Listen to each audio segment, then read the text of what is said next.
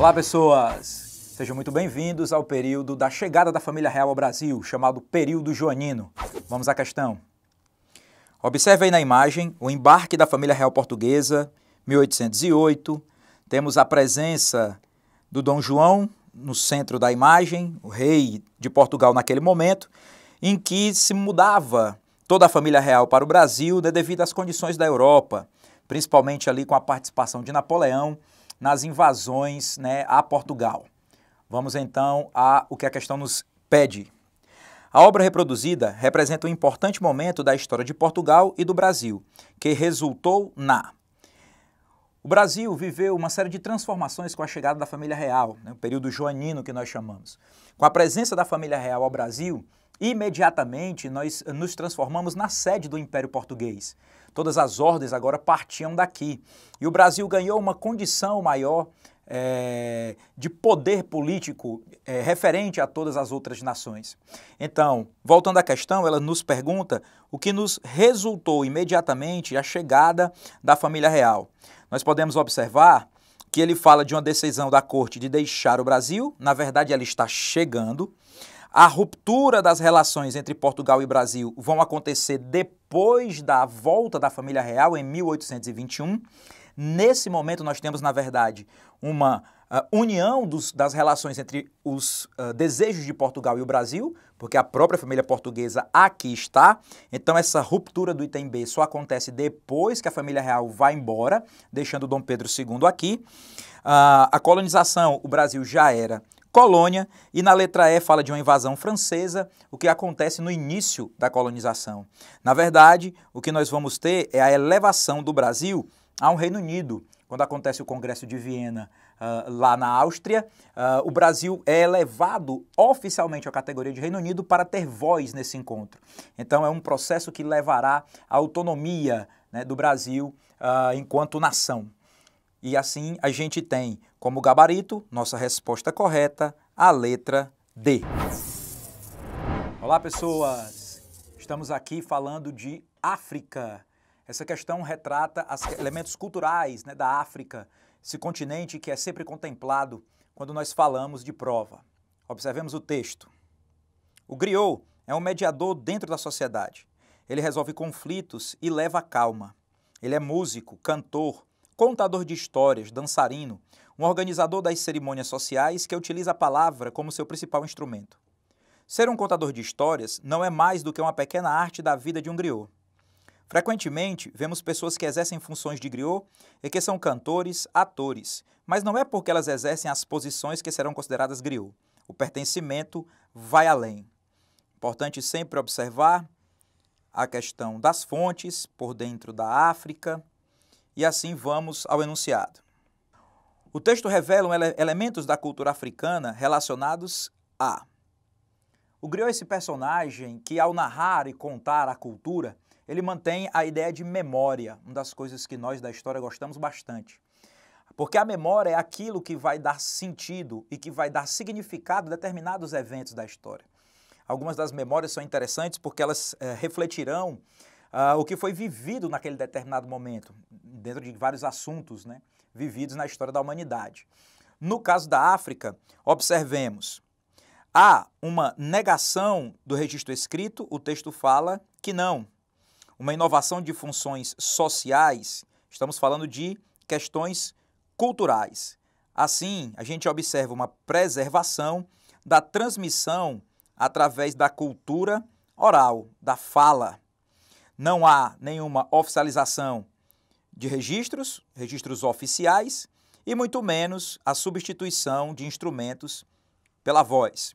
O que nós temos é essa preservação da memória através da fala, sendo então o nosso gabarito a letra C. Olá, pessoas, bem-vindo ao Brasil Colônia. Nessa questão, uma reflexão sobre a nossa religiosidade. Não foram, contudo, só as religiões de origem africana que ajudaram na construção de novas solidariedades e identidades.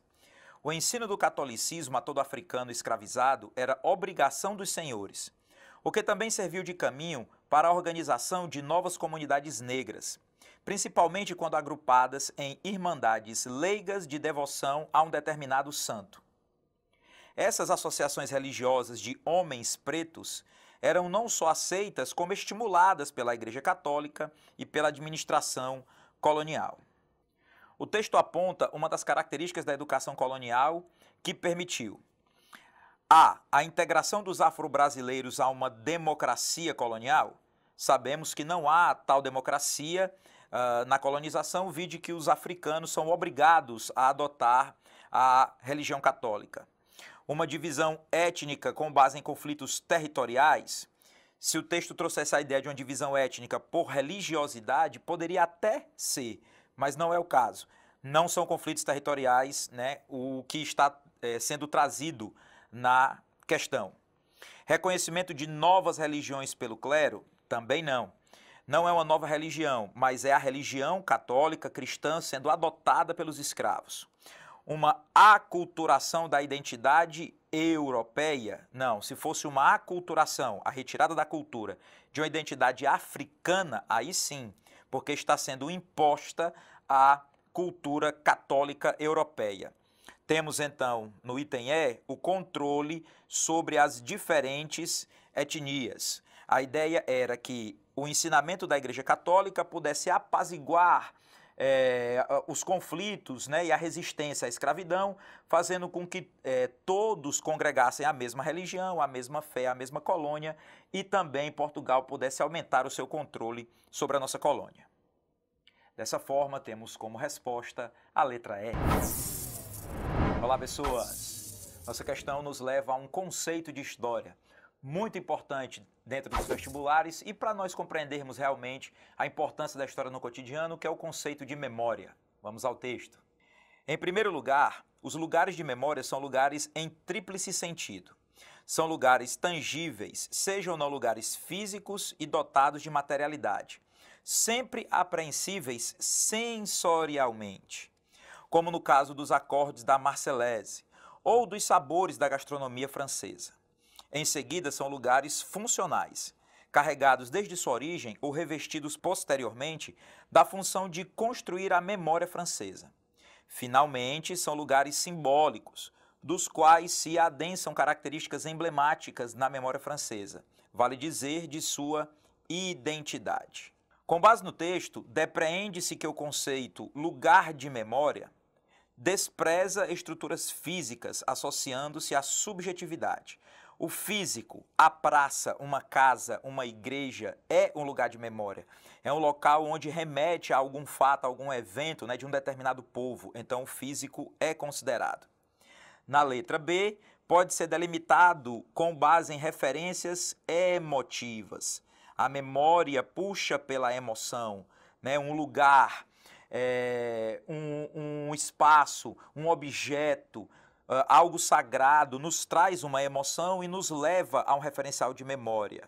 Né? No item B, temos essa realidade.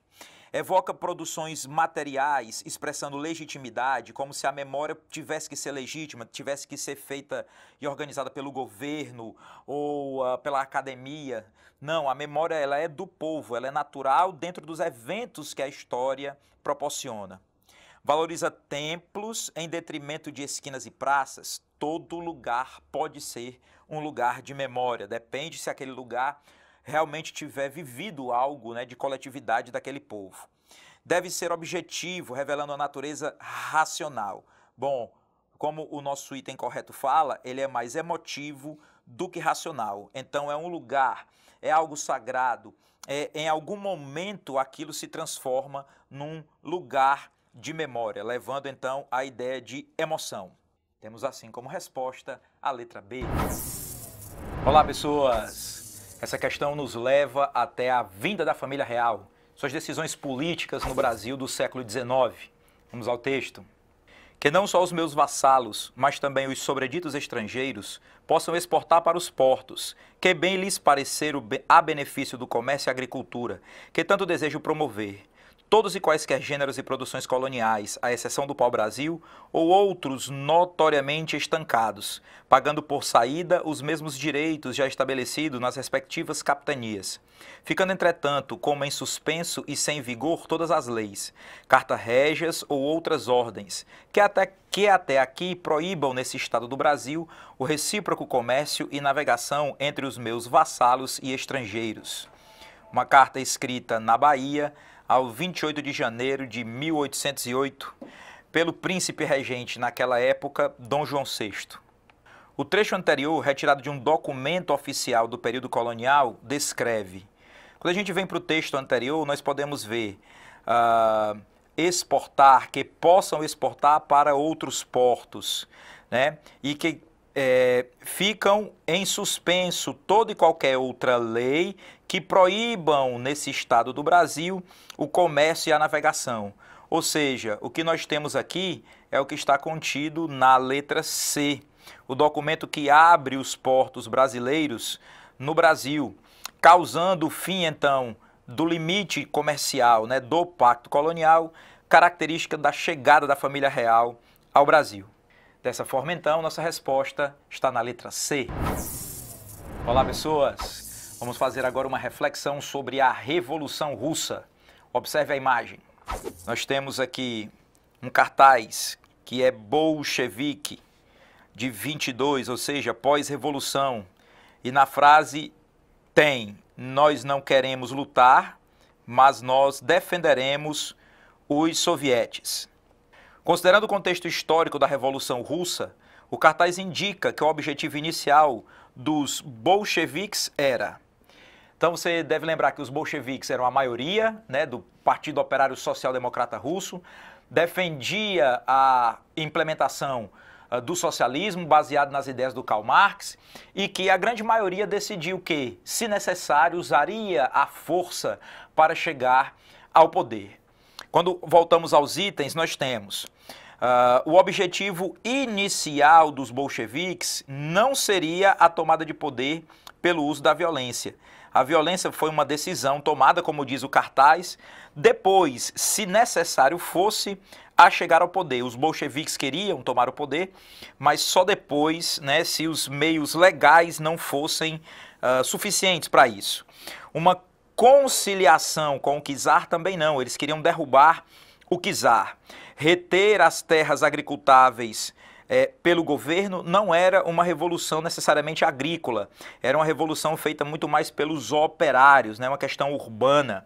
Então nós temos na letra D a nossa resposta, a defesa da revolução, a defesa das transformações sociais, garantindo o direito dos proletariados. Ele diz lá no cartaz a defesa dos sovietes, né, que são os comitês do proletário, os comitês do campo e os militares.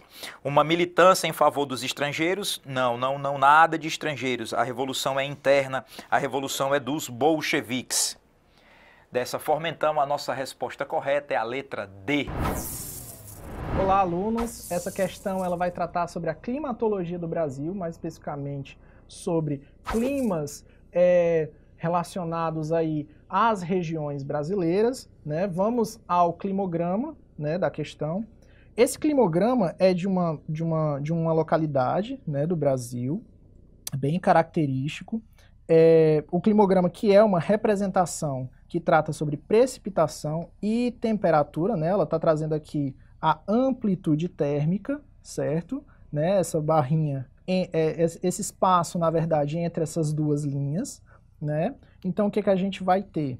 A gente vai ter nesse climograma as seguintes características, né? Uma concentração de pluviosidade, de pluviometria, né? De chuvas no início e no final do ano, né? Isso caracteriza o verão brasileiro, né? Já o meio, né, do climograma, os meses mais especificamente ali junho, julho, agosto, a gente caracteriza ali o inverno brasileiro, né, com pouco índice, né, de pluviometria e uma diminuição, né, leve de temperaturas, né? Então a gente vai analisar aqui as alternativas.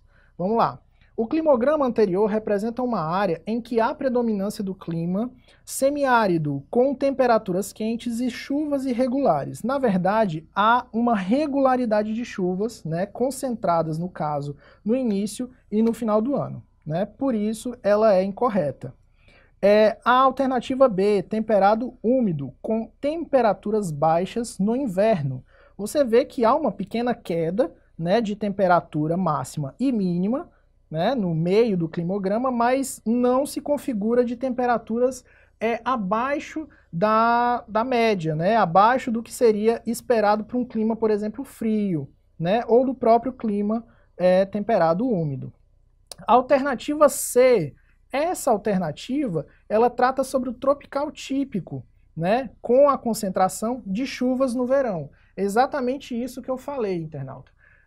Há uma concentração no verão de chuva, né, de pluviometria no início e no final do ano, né, característica aí do verão, e no meio do climograma a gente tem um afilamento, né, desse percentual pluviométrico, né, e também da temperatura, mas a temperatura ela acaba sendo um pouco, pouco reduzida, né, em relação às chuvas, né, que aí ela já dá uma afilada maior, entendeu? Então, a gente pode perceber que a alternativa correta é a C. Olá, internauta. A gente vai tratar agora sobre projeções cartográficas, mais especificamente sobre a projeção de Mercator.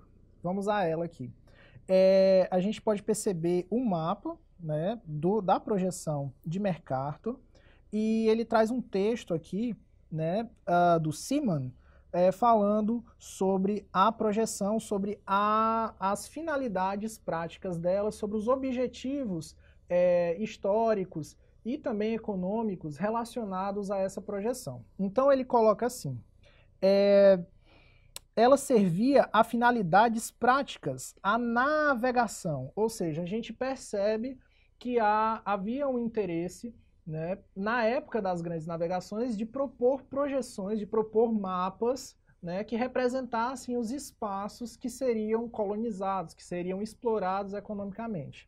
Então, voltando aqui, a forma de qualquer pequena área, tanto no globo como no mapa, é a mesma, enquanto, dada a variação da escala no mapa, áreas extensas, sobretudo nas altas latitudes, né, são objeto de deformações consideráveis.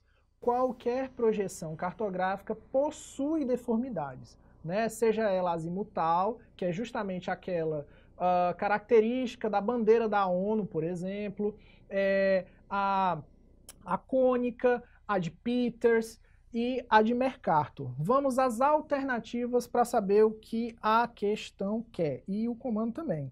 A análise do texto e do mapa permite observar uma projeção, no caso aqui, conforme, pois, mantém as formas das massas continentais, mas deforma suas áreas relativas. É justamente o que o texto base ele trata, né? Quando ele diz assim, áreas extensas, sobretudo nas altas latitudes, são objetos de deformações. Pode ver que essa parte aqui, né, do norte do mapa, né, onde temos Groenlândia, onde temos Rússia, onde temos Estados Unidos e a Europa, a gente pode perceber que há deformidades relacionadas ao tamanho das áreas. Você pode ver, inclusive, pela malha quadriculada aqui, né? Quanto mais próximo dos polos, maior a deformidade, né? Em compensação, por conta dessa projeção, a gente pode perceber o seguinte, a gente pode perceber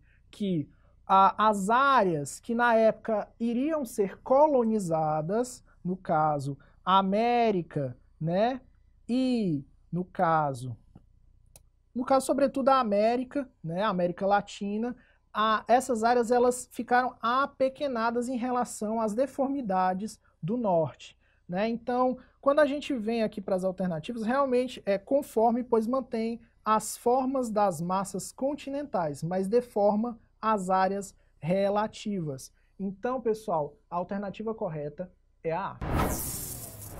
Olá, nobre coleguinha, tudo bem? Essa questão fala sobre o processo de globalização da economia na visão de Milton Santos. Olha só o texto, galera. Não cabe, todavia, perder a esperança, porque os progressos técnicos bastariam para produzir muito mais alimentos do que a população atual necessita e, aplicados à medicina, reduziriam drasticamente as doenças e a mortalidade.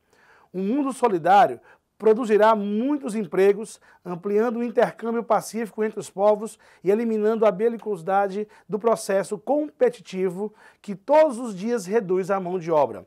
É possível pensar na realização de um mundo de bem-estar, onde os homens serão mais felizes, um outro tipo de globalização, um grande texto de Milton Santos, pessoal. Olha só, a visão expressa no texto tece uma crítica a uma característica do processo de globalização da economia relacionada ao que nós temos aí no item D. Olha só, pessoal, competição de interesses danosa à cooperação mútua entre os países. Nós sabemos que o processo de globalização é o que, professor? O intenso fluxo de capitais, de pessoas, e isso faz com que as grandes companhias que comandam esse processo, assim como alguns estados, promovam aí o aumento dos lucros, o aumento da competitividade internacional. E em nome desse lucro, em nome dessa competitividade, algumas medidas vão proporcionar como consequência aí a desigualdade social, gerando aí inúmeros problemas sociais,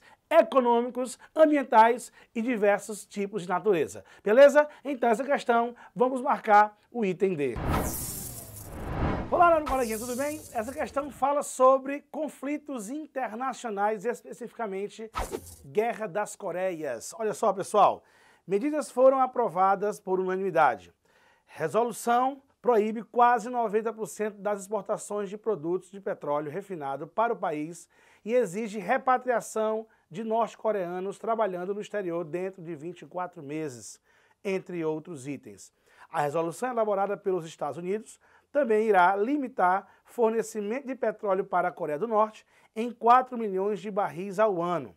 Os Estados Unidos têm pedido para a China limitar seu fornecimento de petróleo para o país vizinho e aliado uma das resoluções do Conselho de Segurança da ONU com relação à Coreia do Norte. Olha só, pessoal, as sanções da ONU, referidas no texto, têm motivações relacionadas principalmente ao fato de a Coreia do Norte. Nós sabemos que este país vem enfrentando aí uma série de problemas com seu vizinho Coreia do Sul, bem como com a conjuntura internacional. Nos últimos anos, essa crise ela vai aumentar por conta aí dos inúmeros testes balísticos que o país do norte vem promovendo, ameaçando a paz na região. Para tentar conter esses testes, os Estados Unidos, a ONU, juntamente com o seu Conselho de Segurança, vem promovendo sanções para tentar barrar todo esse avanço da Coreia do Norte. Então, o que a gente tem aí no item C, ó,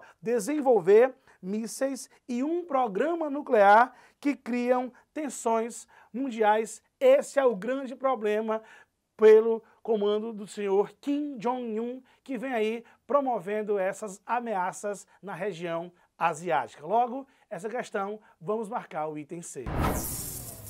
Olá, meu coleguinha, tudo bem? Essa questão fala sobre migração. Olha que texto bacana, olha só.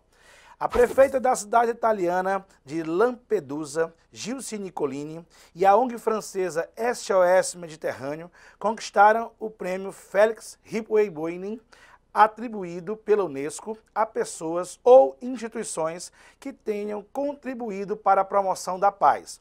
Segundo a entidade, Nicolini e a ONG merecem a honraria por terem salvado a vida de milhares de solicitantes de refúgio e deslocados externos no mar Mediterrâneo e por tê-los acolhido com dignidade. Olha que termo bacana.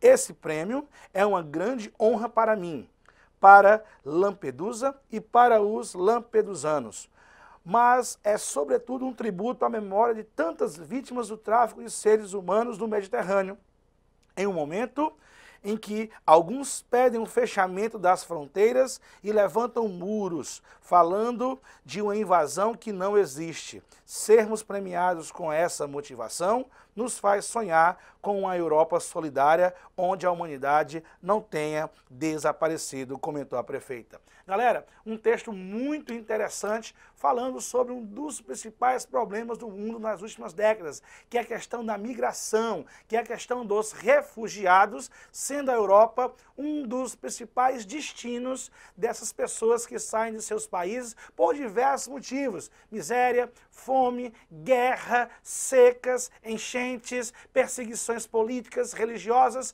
vários motivos promovem aí a emigração dessas pessoas, tanto do continente africano, bem como do continente asiático, mais precisamente do Oriente Médio, que se direcionam para o continente europeu e tem como o Mediterrâneo uma de suas principais rotas. Olha o que a questão nos pede, pessoal. Ó, a atitude da prefeita e da ONG, citada anteriormente, mereceu destaque por parte da ONU, pois, olha o que temos no item D, apresenta uma posição humanitária contrária às correntes ultranacionalistas. O que é isso, professor? Enquanto que cresce de maneira desenfreada dentro da Europa a ascensão dessas correntes ultranacionalistas que promovem a xenofobia, que promovem aí o racismo, a prefeita e a ONG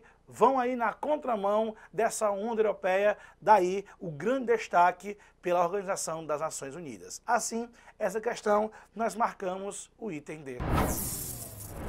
Olá, nobre coleguinha, tudo bem? Essa questão fala sobre urbanização. Olha só o que nos traz o texto.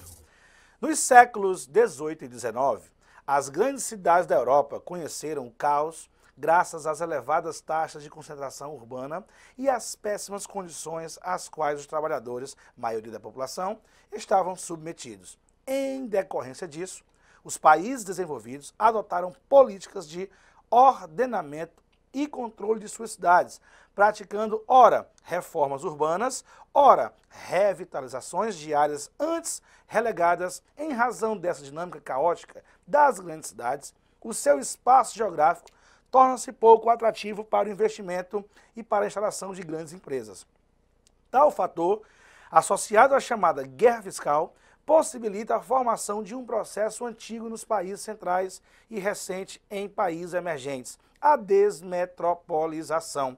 Esse processo ocorre quando há certa fuga de empresas que, em razão dos motivos acima explícitos, migram para o interior do país ou até mesmo para outras regiões do globo. Olha só, galera, um texto aí muito bacana, trazendo um fenômeno no Brasil recente. Como ele fala, nos países ricos, ocorreu lá nos séculos 18 e 19, principalmente. Um problema que vai ser o fenômeno contrário a uma tendência que ocorria há tempos. Como assim, professor? Quando especificamente no Brasil, nós tivemos o processo de urbanização, quando a população urbana cresceu numa velocidade maior que a população rural. Naquele caso, naquele momento, provocada pelo êxodo rural, as pessoas que saíram do campo se direcionaram para as grandes cidades. Isso nós vamos chamar de metropolização, verificado no Brasil a partir dos anos 50. Mas aí, a partir dos anos 90,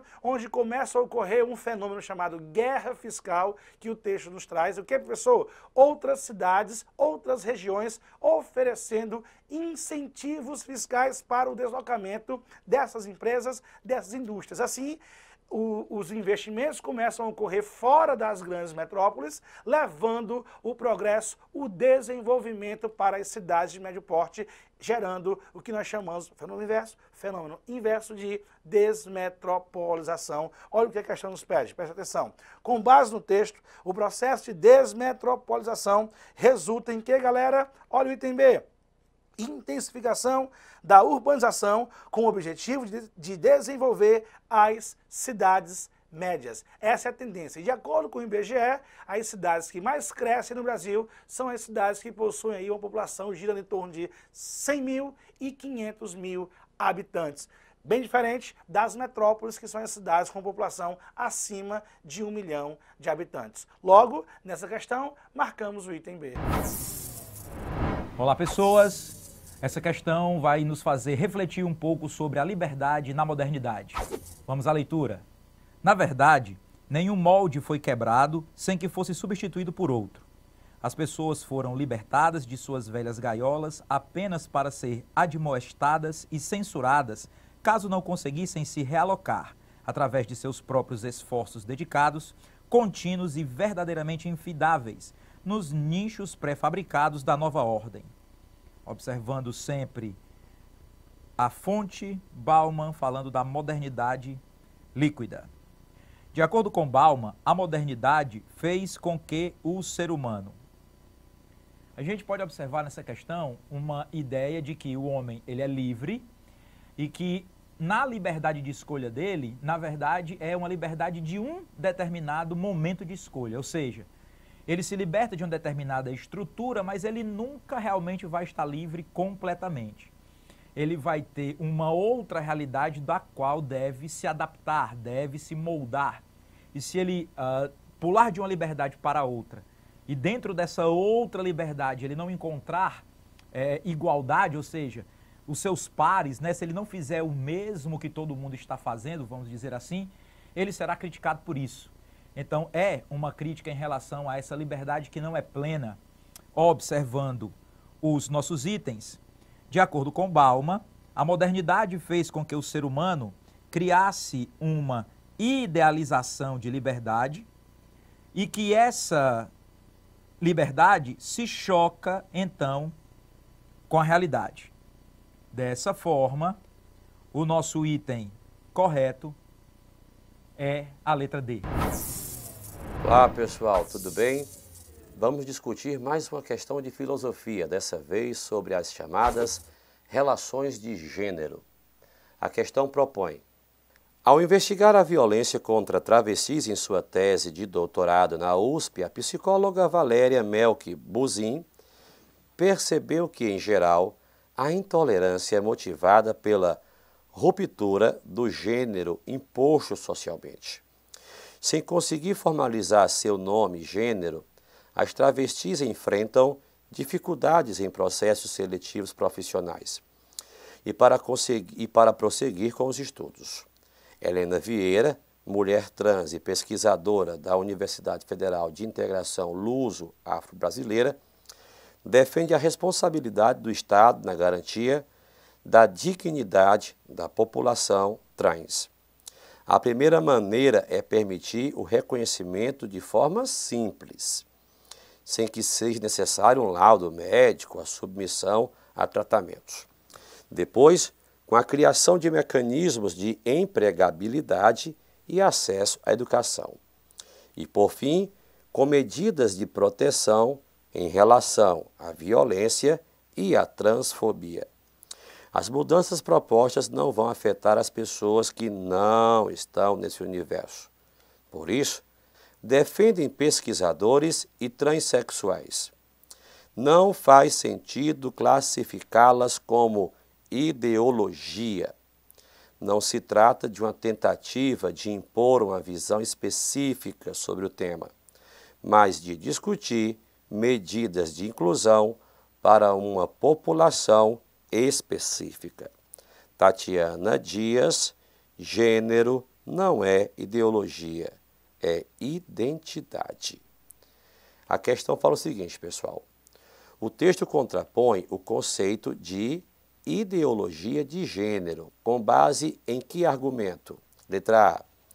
De que o mercado de trabalho é soberano na seleção de trabalhadores com base em suas identidades de gênero. Pessoal, não foi isso que o texto sugeriu, tá? Ele vai propor que, na verdade, o mercado de trabalho possa ser mais justo, mais amplo. A A está errada. B. Sistema público de saúde e educação podem ficar sobrecarregados com a inclusão social de minorias. Mas, turma, é outra coisa que a questão pediu que fosse bem revista. Transsexualidade não é uma questão de saúde, tá? Social. A letra C de casa. Inclusão social é importante para a efetivação dos direitos básicos de um segmento marginalizado. É exatamente isso que a questão está propondo para a gente. Encarar a sexualidade como uma questão de inclusão social. Na verdade, o indivíduo não pode ser segregado pela sua orientação. Letra D. Emergência de um debate público pode estimular a violência já presente na sociedade brasileira. Na verdade, propõe-se que possa ser trabalhado com naturalidade o tema. E a letra E. Diálogo sobre identidades obriga interlocutores a mudarem as suas personalidades. Em nenhum momento o texto propõe isso. Então, pessoal, a questão tem como resposta a letra C de cidadania. Olá, pessoal. Vamos discutir uma questão sobre ética a partir de uma charge. A charge fala o seguinte: pai, o que é ética? Teu avô vivia falando disso, mas eu não lembro. A pergunta diz: a tirinha anterior sugere que a ética é um valor alheio ao universo infantil. O filho está questionando o pai acerca do que é ética. Isso não pode ser, portanto, alheio ao universo infantil. Pouco praticado no cotidiano. Bem, pessoal, se o pai esquece e o filho não sabe o que é, a tira vai sugerir que a ética talvez não faça assim tão parte do nosso cotidiano. Essa é a correta. Por que a C está errada? Inerente quer dizer faz parte as práticas dos adultos. Pessoal, se fizesse parte das práticas dos adultos, o pai teria se lembrado. Letra D. Apreendido por meio de memorização. Não, porque o pai esqueceu. E a letra E de escola, inalcançável ao entendimento humano. Na verdade, falsa, que de qualquer forma, ele disse que o avô já havia falado sobre isso. Então, possivelmente o avô sabia do verbo, não sabe, né? É passado. Sabia, passado, mas, de qualquer forma, o entendimento humano é capaz de alcançar a ética. Então, pessoal, na questão, a resposta certa é a letra B de bola. Olá, pessoas. Nossa reflexão agora é sobre a chamada indústria cultural, sobre a sociedade da informação, juntamente com a sociedade do espetáculo. Vamos à leitura do texto. Milhões de dinheiro, gastado em uma Disneylândia de hipocrisia, visando uma cultura de massa, muitos a trabalho, por uma ilusão de ótica, querendo escolher o que os olhos de verdade querem ver. Uma discussão sobre cultura de massa. Vamos aos itens. A crítica contida nos versos anteriores é destinada a população menos escolarizada por desprezar a erudição, tornando-se massa de manobra, internet por tirar o foco dos problemas sociais com conteúdos abusivos, mídia em geral por produzir conteúdo que relega a segundo plano a formação humana, televisão por impedir o investimento em programas voltados ao lazer das famílias, classe política por não fornecer educação à população, tornando-a alienada. Você percebeu que no final do texto ele traz a ideia de que a população deveria enxergar algo maior e a mídia ela expressa só aquilo que lhe interessa. Há, então, essa reflexão sobre a sociedade do espetáculo, sobre a questão da cultura de massa, divulgar as ideias a longo alcance sem uma reflexão política em si, sem uma reflexão social, sem uma reflexão cultural, para que as pessoas possam ampliar o seu consumo pura e simplesmente. Retornando aos itens, nós vamos ter uma crítica, né, à população menos escolarizada, diretamente àquelas pessoas que não têm educação, né, que desprezam a erudição. Não é possível afirmar que uma pessoa menos escolarizada despreza a erudição. Isso são condições sociais. A crítica não é direcionada somente à internet, a crítica não é direcionada à televisão e muito menos a uma classe política específica. A crítica é o que chamamos de cultura de massa, como diz a legenda do texto. É a mídia em geral. Ela produz um conteúdo que deixa em segundo plano a nossa formação crítica, a nossa formação humana. A busca é principalmente pelo consumo em massa, coletivamente. Por isso, então, a nossa resposta correta é a letra C. Olá pessoal, para mais uma questão de sociologia, dessa vez a visão do grande Boaventura de Souza Santos sobre a globalização.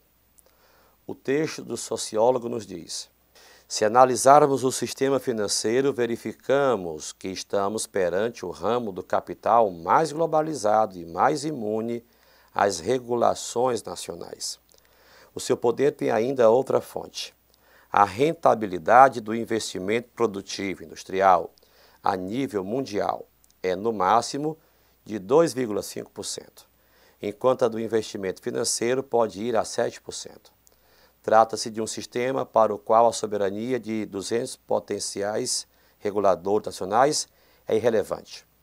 Estamos perante novas manifestações da globalização, algumas delas bem perigosas e patológicas.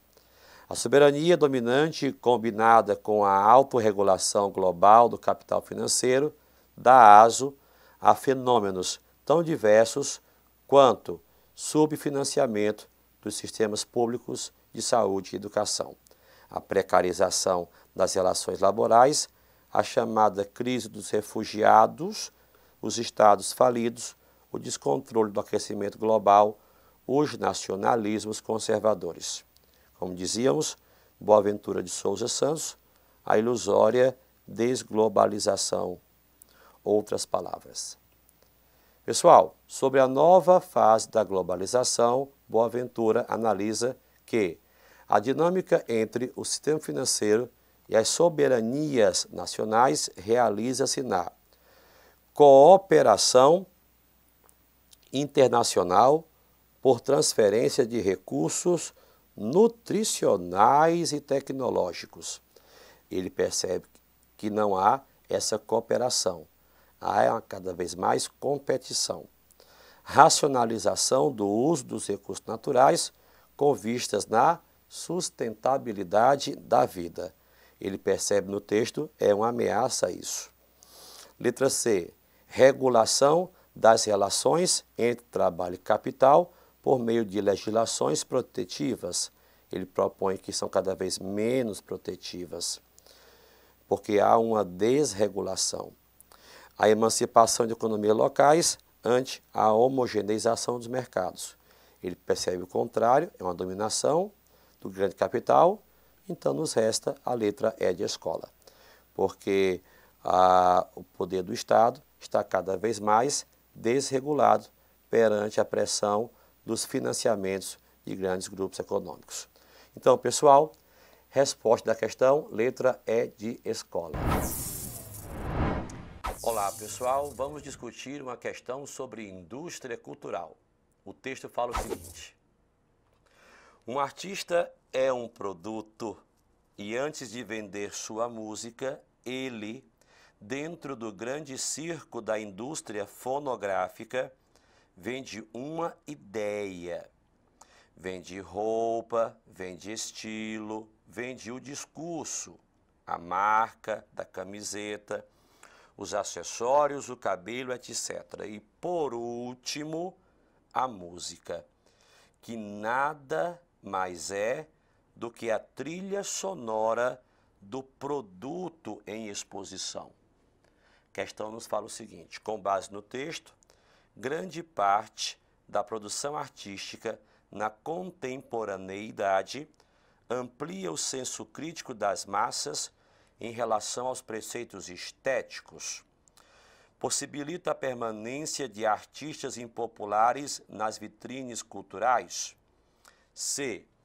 Defende a despreocupação com obras que agradem ao grande público.